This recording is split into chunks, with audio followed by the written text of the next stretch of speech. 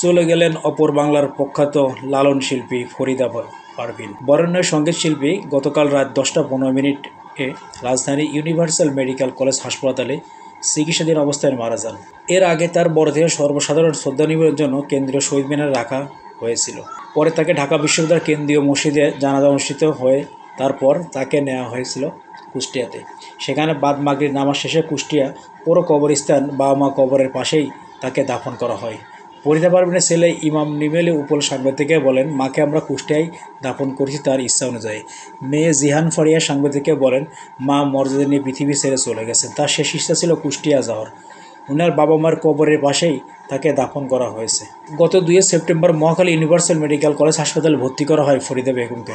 অবস্থা গুরুতর হয় হাসপাতালে নেওয়ার পরে নিয়ে যাওয়া হয় আইসিইউতে। পরে তাকে লাইফ সাপোর্টে নেওয়া হয়। সেখান থেকে তিনি আর ফিরে আসেননি। ফরিদা পারভিন বেশ কিছুদিন ধরে অসুস্থ ছিলেন। কিডনি সমস্যায়, ডায়াবেটিস ও নানা শারীরিক জটিলতায়